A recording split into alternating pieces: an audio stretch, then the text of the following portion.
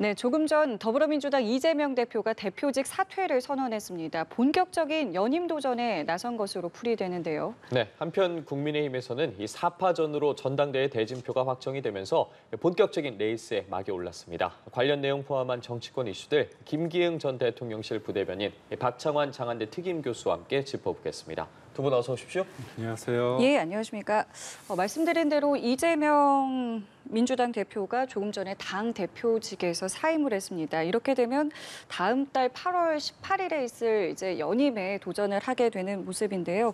일단은 사퇴에 대해서 좀 어떻게 보셨는지 먼저 듣겠습니다. 네, 사퇴를 굳이 이제 기자회견을 통해서 사퇴를 표명한 것은 당대표에 다시 나오겠다, 이런 어떤 그 의지의 표현이다 이렇게 봐야 되겠죠. 본인이 당대표 출마를 하지 않는 그런 사퇴를 하게 됐다 그러면은 아마 오늘 이 자리에서 왜 이제 출마하지 않는지 이런 부분까지 아마 다 밝혔을 겁니다. 그런데 오늘 이제 사퇴를 한 것은 결국은 당대표 도전을 다시 연임 도전을 하기 위한 어떤 수순을 갖다가 밟기 위한 거다. 그래서 오늘 아까 연결해 주셨을 때도 보셨지만 짧지 않게, 길지 않게 조만간 입장 표명을 하겠다라고 얘기를 했기 때문에 그것은 아마도 다시 이제 연임을 위한 출마 선언이 되지 않을까 이렇게들 다들 전망을 하고 있습니다. 어떻게 보셨는지도 궁금하고 사실은 지난주부터 이제 사퇴를 하지 않겠느냐라는 관측이 있었는데 이 시기를 좀 오늘로 잡은 이유에 대해서는 좀 어떻게 보고 계세요? 제가 볼 때는 이재명 대표 입장에서는 국민의힘의 이 역동성에 대해서 그리고 이게 기사화되고 어떤 국정의 어떤 이런 판독 이런 주도권을 좀 뺏긴다 그런 생각을 좀 한 것 같습니다. 그렇기 때문에 제가 볼 때는 굳이 이거를 사퇴를 하고 다시 재도전한다고 나눠서 입장을 낼 이유가 없거든요. 본인도 불출마를 확정했다면 사퇴하지는 않았을 거다 이런 얘기를 했기 때문에 당연히 나오는 것으로 해석될 수밖에 없거든요. 그럼에도 불구하고 이재명 대표가 굳이 이렇게 한 것은 지금의 국민의힘 쪽으로 국민들이 어떤 바라보고 기대하는 부분에 대해서 약간의 조급함의 발로가 있을 것이다. 그리고 이제까지 그렇게 한 건 어떻게 보면 당연히 이재명 대표로서는 계획대로 하나하나 시나리오대로 착착 진행되고 있었는데 너무 노골적으로 하다 보면 역반응이 날 수 있을 거라 생각을 했지만 저는 국민들이 이 부분에 대해서 큰 관심을 갖지 않는다 이렇게 보고 있습니다. 예. 이에 앞서서 어제였죠. 어제 이제 1시간 간격으로 국민의힘 당권 주자들이 릴레이로 출마 선언을 했습니다. 자, 앞서 지난 21일에 윤상현 의원 같은 경우에도 지역구에서 출마 선언을 했는데 각자의 좀 출마 선언 방식이라고 해야 될까요? 방향성이라고 해야 될까요? 조금씩은 미묘하게 차이를 보였거든요. 어떻게 보셨습니까? 그래서 언론에 따라서는 친윤, 비윤 또는 반윤 이렇게 구분을 하기도 하고 또 어떤 언론은 한동훈 대 반한동훈 이런 식으로 이제 분류를 하기도 하더라고요. 결국은 총선 대패 이후에 국민의힘의 현재와 미래에 대한 고민이 고스란히 지금 어떤 해야 될 의무와 과제들이 고스란히 이 안에 녹여 있는 거 아닌가. 즉 총선 대패를 통해서 당이 바뀌어야 된다라고 하는 거에 대해서는 누구나 다 공감을 하는 것 같은데 어떻게 바뀌어야 되느냐. 대통령과는 어떤 관계를 맺어야 되고 또 현안에 대해서는 어떤 입장을 취해야 되느냐. 즉 미래를 보고 뭔가 국민 여론을 갖다가 적극적으로 반영하고 변화하고 이런 걸 해야 되는지 아니면 현재의 어떤 그 당정 관계 위기를 갖다가 해결하기 위해서 우리가 좀 더 당정 관계를 더 튼튼하게 해야 되는지 크게 보면 이렇게 갈리는 것 같아요. 그런 점에서 본다면 국민의힘이 풀어야 될 현재와 미래의 어떤 그 숙제들을 둘러싼 그 후보들의 입장 차이가 어디를 보고 있느냐 이게 좀 차이가 좀 눈에 보였다 이렇게 볼 수 있겠죠. 예, 말씀해 주신 대로 당정관계 해법을 놓고도 좀 차이점을 보였고 그리고 여러 정치 현안들이라고 해야 될까요? 입장을 내놓자마자 그에 대한 반박도 이어졌는데 전반적인 분위기에 대해서는 좀 어떻게 보셨습니까?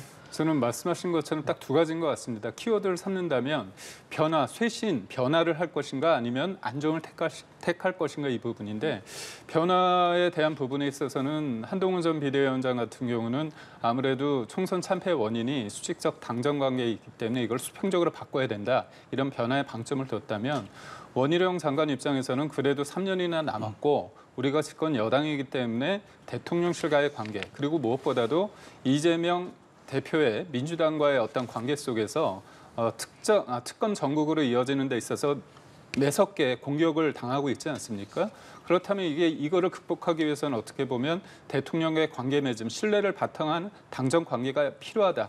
그러면서도 할 말은 하겠다. 레드팀 얘기도 했거든요. 예. 그런 부분에 있어서 이제 우리가 대표적으로 두 가지를 꼽을 수 있습니다. 해병대 특검에 대해서 어떻게 그 후보들의 어떤 관점을 갖고 있는지, 그리고 김건희 여사 특검에 대한 건데 어제 좀 쟁점이 됐던 거는 해병대 특검인 것 같습니다. 근데 이제 이 부분에 대해서 언론사마다 그리고 뭐 보는 평론가마다 좀 차이는 있을 것 같습니다. 그러니까 저는 그게 민주당의 특검을 수용했다고 보는 게 아니라 어떻게 보면 민주당의 특검의 문제점을 지적하면서 우리가 이 부분에 대해서 특검을 제대로 된 특검, 그러니까 주자가 심판이 되지 않고 제3자가 봤을 때 분명하게 이거에 대해서 제대로 할 수 있는 특검의 필요성을 요구했기 때문에 저는 대통령실과 차별화를 하는 동시에 야당에 공을 던졌다 이렇게 평가하고 싶습니다. 그러니까 이 부분요. 지금 말씀하신 이 해병대원 특검과 관련해서 한동훈 전 비대위원장이 발언한 부분, 그러니까 공수처의 수사 상관없이 발의하겠다라고 한 부분이요. 어떻게 좀 보셨는지요? 그러니까 이게 전당대회만 놓고 본다면 유불리를 따지자면 예. 사실은 특검 얘기 굳이 할 필요 없죠. 왜냐하면 지금 국민의힘 지지층을 보면 소위 정권의 안정 이 부분에 굉장히 무게를 싣는 당원들이 많아요. 불안해하고 있습니다. 그렇기 때문에 뭔가 안정감을 주는 그런 조치들을 취하면 될 텐데 굳이 당 내에서 여론이 안 좋은 특검 수용 또는 특검론을 갖다가 이야기한 것은 전당대회 구도를 소위 말하면 여권의 안정론으로 끌고 가는 것이 아니라 정권 재창출을 위한 미래로 가자.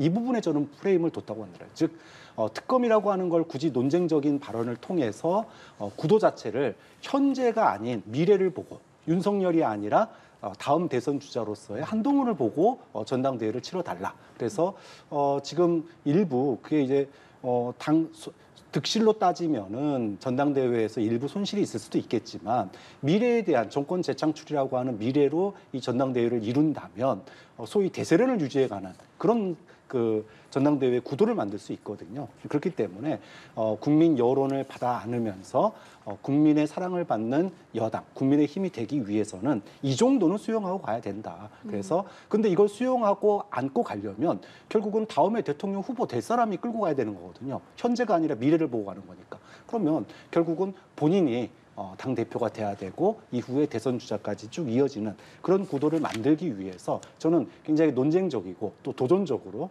이 특검에 대한 그 의견을 굳이 언급을 한 거다 이렇게 봅니다. 이 내용도 그럼 이어서 좀 여쭤볼게요. 앞서도 잠깐 언급을 해주셨는데 당정관계 해법을 놓고도 사인이 조금씩 다 달랐거든요. 이 사인의 반응이라고 해야 될까요? 해법에 대해서는 좀 어떻게 평가하고 계십니까? 국민의힘 내부에서 총선 이전부터도 용산에 쓴소리 해야 된다 이런 목소리는 뭐 무지하게 많았어요. 근데 중요한 거는 말이 아니라 행동이죠. 고양이 목에 방울을 어떻게 달 거냐.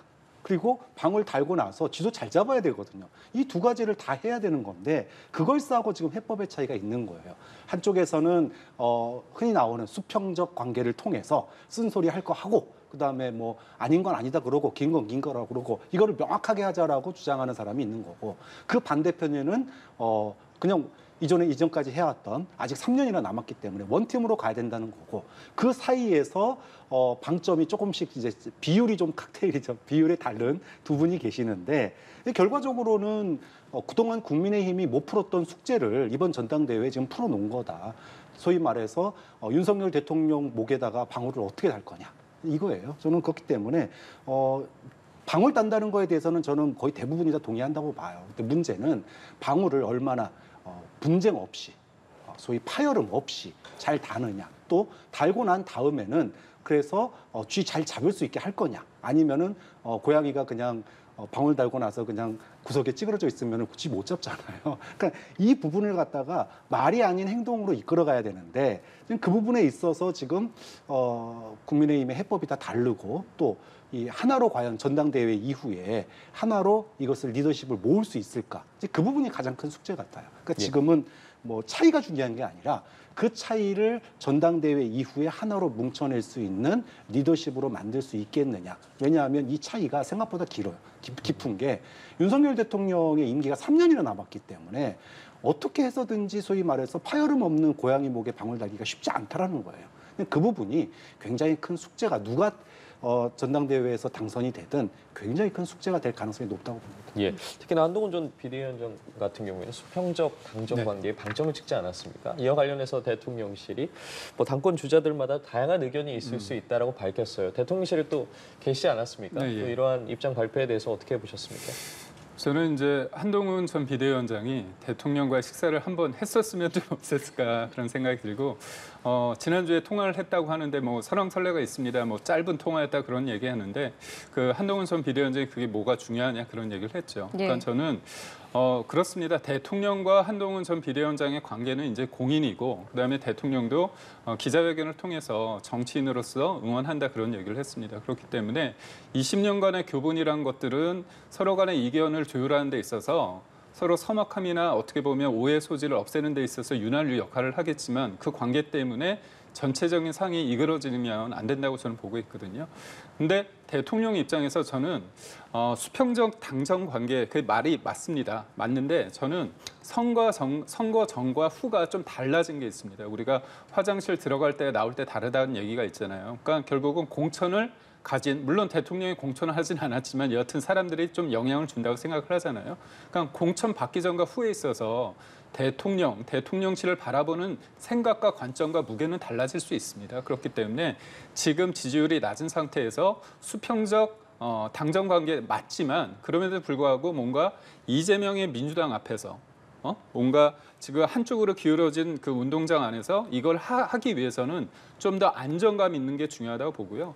중도 보수의 사람들이 변화도 중요하지만 그 변화 속에서 예측 가능하면서 그 안정감을 갖는 게 무엇보다 중요하다고 생각하거든요. 그렇기 때문에 저는 이 부분에 있어서 이제 당권 주자들이 그런 고민을 할 거고 그런 가운데 안정감을 주고 예측 가능하게 하려면 대통령실은 일정 부분 거리를 둘 수밖에 없고 원론적인 얘기를 할 수밖에 없기 때문에 저는 지금의 상황이 어떻게 보면 기자 관점에서 본다면 별 내용이 없어서 좀 심심할 수 있지만 당연히 그렇게 해야 되고 그렇게 될 수밖에 없는 상황에 놓였다. 저는 그렇게 보고 있습니다. 이 어제 내용 중에서 또 나경원 의원 같은 경우에는 차기 대선에 대권에 도전하지 않겠다라는 이제 선언을 했습니다. 이것 또한 뭐 차별화의 하나일 것 같은데요. 이 부분은 좀 어떻게 보셨는지요? 나경원 의원님이 어제 이제 모든 후보가 예. 네 분이 다 원외위원장 워크숍에 왔습니다. 그래서 이제 제 앞에 계셔가지고 이 부분에 예. 대해서 말씀을 드렸는데 이 부분은 그렇습니다. 그러니까 당권과 대권을 분리해야지만 네. 내가 만약에 대권까지 욕심이 있는 사람이 당권까지 잡으면 그 이후에 내가 대권을 위해서 뭔가 사람을 심을 수도 있고 뭔가 좀 유리하게 시스템을 바꿀 수 있다는 우려 때문에 그런 거에 대해서 나는 불을 지른 거죠. 어떻게 보면 나는 대권에 대한 욕심이 없기 때문에 재집권을 위한 플랫폼으로서의 내가 선장이 되겠다. 그런 부분에 대해서 일정 부분 했고 다만 저는 그거는 본인의 선거 전략이자 어떤 그 본인의 순수성을 주장하기 위한 하나의 방편이라고 얘기를 할 수도 있고요. 다만 그렇기 때문에 지금 난 원희룡 장관이나 그다음에 또 한동훈 비대위원장이 난 대선에 안 나가 이렇게 얘기할 필요는 없습니다. 하지만 저는 이 부분에 대해서 분명히 하고 싶은 건 뭐냐면 민주당이 당원 당규를 이재명 대표를 위해서 바꾸지 않았습니까? 1년 앞에 두는 부분을. 근데 우리는 1년 6개월. 다시 말해서 내년 9월에 그런 상황이 도래합니다. 그렇다면 그렇죠. 예. 대권에 욕심이 있다면 본인이 내려오면 되는 거거든요. 그렇기 때문에 저는 지금 현재 입장에서 대권에 나선다 안 나선다 이렇게 얘기할 필요는 없지만 그 상황이 되면 떡을 양손에 다 줄 수는 없다. 그때는 원칙대로 하는 게 맞다. 그렇게 알겠습니다. 자, 이렇게 4인 사색의 출사표를 두고 두 분께 질문을 드리고 있는데 조금 전에 전당대회 이후에 리더십을 하나로 모을 수 있을지 걱정된다라는 말씀을 해주셨어요. 실제로 이 4인 사색의 출사표에 대해서 당원들, 또 국민들은 좀 어떻게 이것을 좀 봤을 것 같으십니까? 네. 그 지금 아까 이제 나경원 후보의 이제 대선 불출마 얘기 잠깐 하셨는데, 예. 그러니까 지금 국민의힘의 전당대회가 어떻게 치러져야 되느냐 이것에 대해서 국민의힘 당원들도 굉장히 의견이 분분해요. 그러니까 지금 국민의힘 내부가 일사불란하지 못합니다. 왜냐하면 총선 패배의 어떤 책임론이나 또는 향후에 어디로 가야 될지에 대해서 아직 의견 통일이 안 돼 있어요. 당장 원구성만 놓고 보더라도 현실적으로 우리가 7개 받아야 되느냐 아니면 원칙적으로 그냥 너네 다 가져가 너네 그리고 책임져 이렇게 가야 되느냐 이렇게 갈리고 있고요. 모든 현안마다 지금 입장이 다 갈립니다. 그렇기 때문에 전당대회에서도 지금 미래로 가야 되느냐 아니면은 안정적인 현재 구조를 위해서 소위 대선에 출마하지 않는 사람이 소위 당권을 가져야 되느냐 이렇게 지금 의견이 나뉘는 거거든요. 그런데 그럼 당원들은 어떻게 생각할까? 소위 말하면 보수 지지층은 어떻게 생각할까? 이게 중요하잖아요. 왜냐하면 이번 전당대회에 일반 국민 여론, 그러니까 민주당 지지층이나 다른 여론조사는 들어가지 않기 때문에 소위 보수층은 어떻게 생각할까가 제일 중요한데, 그러니까 보수층이 윤석열 대통령이 믿음직스러우면 안정론으로 갈 수밖에 없는 거예요. 그런데 지금 윤석열 대통령의 지지율이 총선 패배 이후에 정말로 갇혀 있습니다. 요지부동이에요. 변하지 않아요. 그렇기 때문에 지금으로서는 결국은 불확실한 미래에 대한 뭔가 믿음을 주는 사람, 그래서 차기 어떤 정권 재창출을 할 가능성이 제일 높은 사람, 일로 밀어줄 가능성이 굉장히 높다고 봅니다. 그래서 저는 현재 그동안의 어대한이라고 하는 프레임이 크게 바뀌지 않아 왔는데 이번 전당대회에서 1차 예선에서 그런 어대한의 어떤 그 프레임을 계속 끌고 갈 수 있다 그러면 저는 조금 더 이 한동훈 대세론으로 빨리 굳어질 수 있고, 그런데 이제 문제는 이 선거운동 과정에서 예를 들어 한동훈 비대위원장이 지금 굉장히 공격을 많이 받고 있잖아요. 이 공격에 잘 대응하지 못한다면 사실은 결선에 가가지고는 또 상황이 뒤바뀔 수 있는 측면도 있기 때문에 국민의힘의 당원들이 현재로서는 미래에 대한 선택으로 갈 가능성이 높지만 앞으로 전당대회 선거 운동 과정을 보면서 한동훈 전 비대위원장의 어떤 비전, 역량 이런 것들이 제대로 보여주지 못한다면 사실은 이제 안정적으로 선회할 가능성도 있기 때문에 앞으로 한 달 동안 선거운동 어떻게 치르느냐가 중요할 것 같습니다. 말씀하신 것처럼 한 달 남았거든요. 이제 앞으로 전당대회 전망 개인적으로 좀 어떻게 네. 좀 보고 계십니까? 저는 우선 볼만하다, 흥미진진하다 그런 생각이 들고 예. 무엇보다도 이 네 분이 네. 또 색깔이 좀 강해요. 그렇기 그렇죠. 때문에 분명히 기자들 관점에서 볼 때는 기사 쓰기에 뭔가 기사라는 게 두루뭉술한 것보다는 차별화를 통해서 기사 쓰기 좋은데 저는 이번 주에 여론조사가 조금 중요하다. 이번 주 여론조사에서 한동훈 전 비대위원장이 40% 중후반, 50%를 넘으면 독주 체제가 될 것 같고요.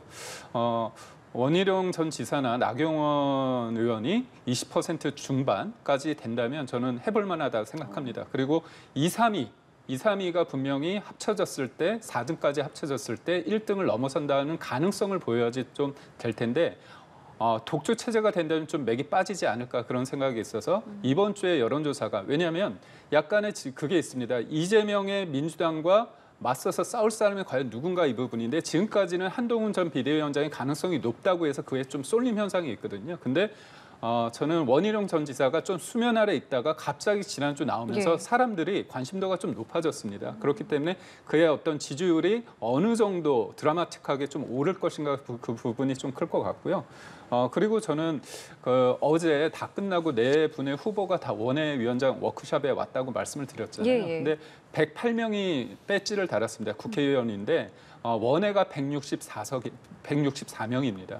그러니까 이분들의 목소리, 이분들이 실질적으로 보면 원외 지역에 있는 당협위원장으로서의 역할이 있거든요. 이분들의 어떤 소위 말해서 어떤 분한테 이 사람이 우리 당 대표가 되는 게, 그리고 우리가 정권을 재창출하는 데 득이 되겠다. 그런 생각이 일정 부분 영향을 줄 수도 있다고 봅니다. 그런 부분이 있고요. 그리고 또 런닝메이트가 좀 중요하다고 생각하는데 저는 한동훈 전 비대위원장이 여러 메시지나 그런 부분에서 긍정적인 평가를 하고 싶지만 하나는 제가 좀 지적하고 싶은 게 뭐냐면요. 청년 최고위를 진정호 예. 최고위원이 나왔는데 비례대표입니다. 이른바 이제 국회의원으로서 나왔는데 나이가 보니까 우리가 45살까지가 청년 최고인데 3개월 정도 남았다고 하더라고요. 근데 저는 나이가 청년에 가깝다, 그러니까 45살에 가깝다가 문제가 아니라 저는 청년 최고는 원외 쪽에서 진짜 현장에서 오랫동안 청년 활동을 했던 친구들한테 그분들한테 조금 기회를 주는 게 맞는데 이게 진정호 최고 같은 경우는 묶였잖아요. 그렇게 보면 이제 일종의 기득권처럼 보이지 않을까. 그래서 어제 청년 최고에 도전하겠다는 어떤 젊은 친구들이 예. 안 하겠다고 얘기를 하더라고요. 그래서 그 모습을 보면서 좀 씁쓸함을 가졌습니다. 네, 알겠습니다. 각 후보들이 앞으로 좀 어떤 전략을 가지고 나올지는 지켜봐야 할 것 같고요. 주제를 좀 바꿔보도록 하겠습니다. 국회 앞에 놓인 가장 큰 숙제가 또 원구성입니다. 이 원구성과 관련해서 우원식 국회의장 중재로 인해서 여야 원내대표들이 만났는데 또다시 결렬이 됐거든요. 그리고 지금 오전부터 여당은 의원총회를 열고 있고 여당이 좀 남은 7개 상임위원장직을 받을 거라고 보십니까? 저 지난주에는 결국은 18대 0 되지 않겠느냐라고 제가 말씀을 드렸는데 이번 주 지나면서 조금 상황이 바뀐 것 같아요. 왜냐하면 법사위에서 이제 청문회가 있었는데 이 청문회에 결국은 여당 의원들이 참여하지 않으면서 결국 민주당의 동무대를 만들어줬어요. 그러면서 대통령실에서 아니 들어가서 할 얘기 해야 되는 거 아니냐 이런 얘기까지 이제 나왔단 말이에요. 그럼 결국은 아까 앞서서 제가 원칙론과 현실론을 얘기했는데 현실론의 목소리가 점점 커질 거라고 봅니다. 그래서 저는 오늘 전당대회에서 빨리 이 원구성 마무리하고 우리가 들어가서 민주당에게 따질 건 따져야 되는 거 아니냐 이런 목소리가 힘을 실을 가능성이 있다. 그럼에도 불구하고 만약에 오늘 지금 그 국민의힘 의원총회에서 만약에 원칙론이 압승한다. 그러면은 결국 민주당은 내일 바로 18대 0의 그 원구성으로 마무리를 할 거예요. 그렇기 때문에 저는 결국 국민의힘이 7개 받는 걸로 가지 않을까. 또 그렇게 가야지 책임 있는 여당이 뭐 국정을 방치할 수는 없는 거 아닙니까? 그런 점에서 가능성이 높다고 봅니다. 예, 앞서 잠시 언급했던 것처럼 지금 이 시각 어쨌든 여당은 의원총회를 열고 이와 관련된 이야기를 하고 곧 있으면 이제 입장을 발표를 하겠죠. 관련해서 나온 내용들을. 좀 어떤 입장이 나올 거라고 보십니까? 저는 교수님하고 같은 사안에 대해서 좀 다르게 평가하고 싶은데요. 물론 이제 그 국민의힘이 청문회, 이른바 해병대원 청문회, 특검 청문회에 참석하지 않았기 때문에 무기력하고 뭔가 그분들의 입장을 옹호하지 못하고 그분들의 얘기를 뭔가 그러니까 그분들을 계속 쫓겨나지 않았습니까? 사실상 그렇기 네. 때문에 무기력하기 때문에 여당이 좀 들어가야 된다는 주장도 있을 수 있는데 저는 한편으론 야당이 판을 주도하다 보니까 법사위에서 하다 보니까 본인들의 어떤 국민이 어떻게 보면 위임한 권력이지 않습니까? 근데 주체를 못하는 겁니다. 그러다 보니까 소위 말해서 너무 독주를 하고 10분 동안 퇴장하라고 하고 희화화시켰거든요. 제가 보면서 한편으로 조금 무섭다는 생각이 들면서 안쓰럽다는 생각도 들고 여러 가지 감정이 복잡 미묘하게 교차됐는데 결국은 뭐냐면 국민들이 보고 있습니다. 그러니까 야당 입장에서는 여당이 없으니까 우리가 하고 싶은 얘기를 다 해도 된다가 아니라 그 안에서 상대에 대해서 진실 규명을 위해서 찾아가는 그런 과정이 돼야 되는데 면박을 주고 그다음에 제가 볼 때도 토 달지 말고 사과하라고 그런 얘기를 몇 번이나 하고요. 그리고 또 보면 퇴장하라고 반성하고 오라고 하고 또 한 분은 또 손 들고 뭐 다리 들고 그런 얘기까지 하지 않았습니까? 그걸 봤을 때 사람들이 야당이 일방적으로 권력을 가져가다 보니까 저런 문제가 있구나. 이런 부분에 대해서 이게 단순한 한편으로 끝나지 않는다고 보거든요. 그렇다면 국민의 입장에서는 그래.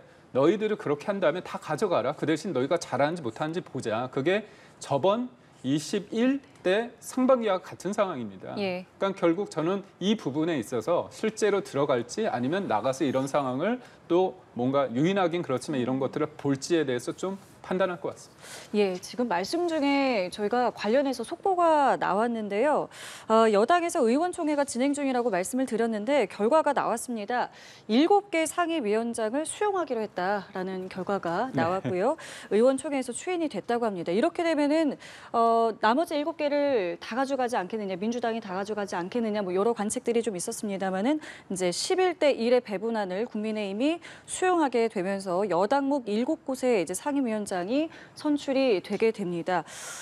굉장히 오늘까지도 치열하게 좀 여러 이야기들이 좀 나온 것 같은데 이런 결정을 하게 된 배경에 대해서 좀 어떻게 좀 보시는지 먼저 좀 들어보겠습니다. 네, 저는 그동안 추경호 원내대표가 굉장히 강경하게 발언을 했었어요. 그리고 협상에 있어서도 그러니까 결국은 법사위만 주면은 나머지 다 포기하겠다까지 갔는데 결국 못 받았잖아요. 이런 것들이 그동안에 이제 어떻게 보면은 7개를 받기 위한 수순을 깐 거 아니냐.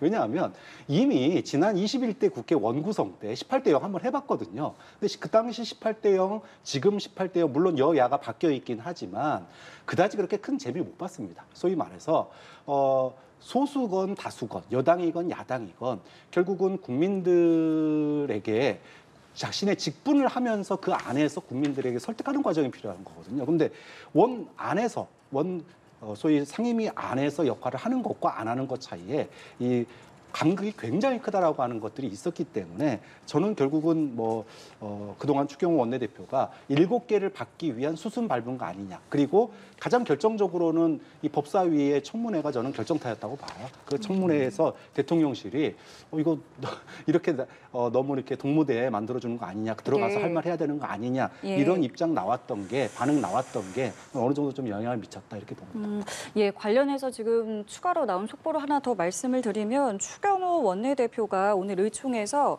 원내대표직에 대한 사의를 표명한 것으로 보인다라는 속보가 지금 나오고 있죠. 조금 더 확인을 좀 해봐야겠습니다만은 상당히 뭔가 좀 바쁘게 좀 진행이 네. 되는 것 같고요. 지금 당장 어제 전당대회 출사표 나오고 글쎄요 당 안에서의 뭔가 움직임이 있는데 일단 이 원구성과 관련해서 책임을 지고 좀 사의를 표명한 것과 같은 모습이 지금 나오고 있습니다. 이 과정들 좀 어떻게 저희가 봐야겠습니까? 저는 추경호 원내대표 입장에서는 최선을 다했지만 현실적인 벽 앞에서 일정 부분 협상을 통해서 이 부분을 할 수밖에 없는 부분에 대해서 양해를 구하고 본인이 책임지겠다는 자세를 보였다고 봅니다. 이제 사의 표명을 했지만 이게 의총이나 여러 가지 어떤 과정을 통해서 신임을 받을 수 있다고 보거든요. 그리고 저는 이제 우리 교수님이 말씀하신 것 중에서 대통령실이 이 부분에 대해서 좀 문제를 제기하기 때문에 그런 일종의 압박이나 책임론 때문에 나온 건 저는 아니라고 보고요. 그러니까 저는 이렇습니다. 그러니까 지금까지의 지난한 협상 과정에서 국민들이 봤을 겁니다. 그러니까 야당이 수가 192석이고 우리가 108석 아닙니까?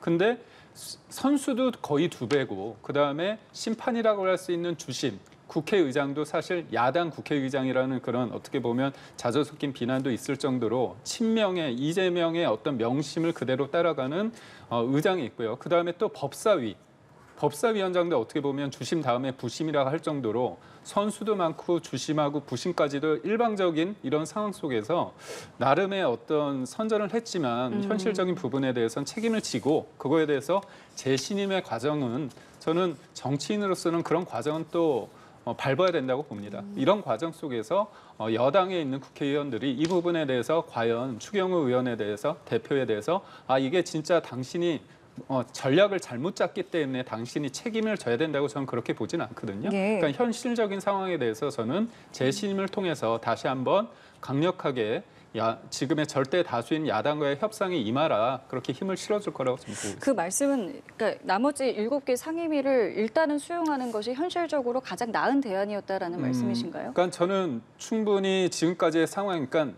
전략이라는 게 우리는 받을 거라는 상황에서 계속 협상을 하거나 뭔가 액션을 하면 그게 소위 말해서 전달에 힘이 실리지 않지 않습니까? 그렇기 때문에 전략상 7개를 받는다고 생각하더라도 우리는 끝까지 최선을 다해서 이런 부분에 우리의 어떤 입장을 관철시키기 위한 노력은 계속 해왔어야 된다고 보고요. 예. 그런 과정에 있었다 그렇게 판단하고 있습니다. 예.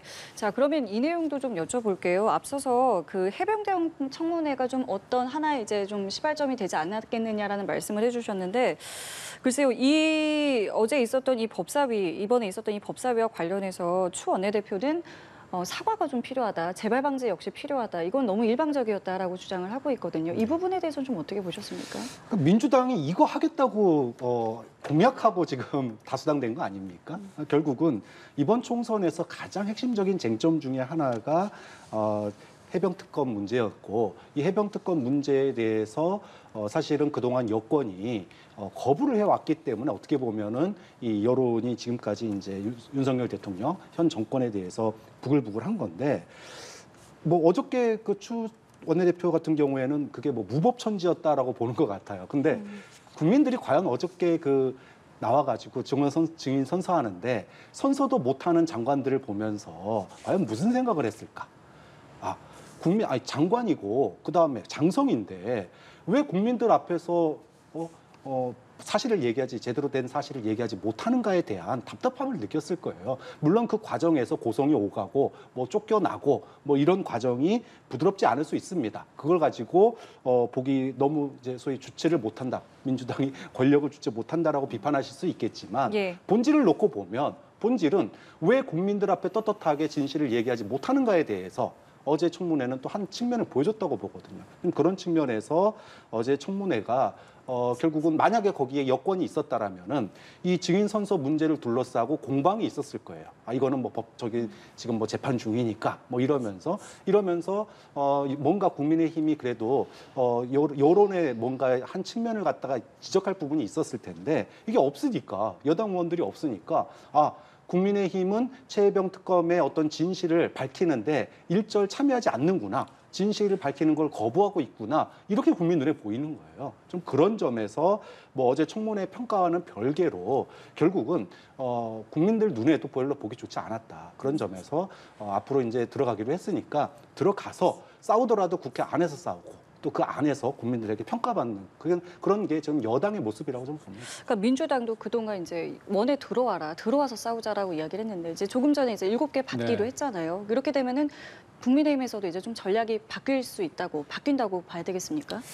네, 뭐 사실 국회의원은 국회 내에서 어떻게 보면 입법을 하고 어떤 법을 만드는 데서 이견을 조율하고 그런 과정이 있기 때문에 어떻게 보면 당연한 수순이라고 할 수 있습니다. 근데 제가 말씀드렸다시피 지금의 민주당이 과연 본인들이 얘기하는 것처럼 민생과 국민을 위해서 입법 활동을 하느냐. 그리고 특히 어제 청문회 같은 경우는 말이 그대로 청문회인데 얘기하려고 하면 얘기하지 말고 퇴장시키고 반성하고 있으라 계속 하고 있잖아요. 그러니까 결국은 저는 이재명의 민주당 속에서 저는 법사위원장 정청래 법사위원장이 본인의 동무대를 만들고 싶은 욕심이 좀 있지 않았나 그런 생각이 듭니다. 사실 보면 이게 증인 선서 거부를 가지고 이렇기 때문에 문제를 삼아서 당연히 이 사람들에 대해서 쫓겨나고 반성하고 그렇게 해도 문제가 없다고 얘기하지만 사실 2019년도에 피우진 전 국가보훈처장 같은 경우는 그 당시 손혜원 의원의 부친에 대한 독립유공자 국민 훈장 지급 문제와 관련해서 청문회에 나왔을 때 뭐라고 얘기했냐면 검찰 수사가 진행 중이라 증인 및 선서 거부가 합법적이다 이런 얘기를 했습니다. 결국 야당도 이거에 대해서 모르지 않았을 텐데 여당이 없다는 상황에서 그걸 일방적으로 얘기하면서 희화했다는 부분에 대해서 전 안타까움이 있고 청문회라 하면 진실 규명을 위한 것이지만 지난주 상황 같은 경우는 철저하게 제가 볼 땐 희화하고 그런 부분이 좀 컸다. 그래서 저는 그렇습니다. 권한을 줬다는 거는 일정 부분 책임을 주는 거거든요. 무게를 주는 거기 때문에 제가 만약에 야당의 법사위원장이라고 하면 진실 규명을 하면서 증인들한테 얘기를 하겠죠. 웬만하면 이거는 국민들이 보기 때문에 선서를 하고 그렇게 갔으면 얼마나 좋았을까. 그게 아니라 어떻게 보면 내가 권한을 가졌기 때문에 이걸 다 본인의 어떤 감정을 소비했다는 측면뿐이 없고 지금 청문회에 대해서 사람들이 느끼는 건 뭐냐면 그냥 퇴장하세요. 이것만 계속 들리는 듯 환청이 들린다고 생각하거든요. 그런 면에 있어서 지금 여당이 원내에 들어가서 국회 내에 들어가서 이제 한다고 한다면 야당 또한 본인이 가지는 그 권한에 대해서 엄중함을 좀 느꼈으면 좋겠습니다. 예, 알겠습니다. 오늘 오전부터 여야 상당히 바쁘게 움직이고 있는데요. 각종 정치권 이슈들 김기흥 전 대통령실 부대변인 박창환 장한대 특임교수와 함께 짚어봤습니다. 고맙습니다. 감사합니다.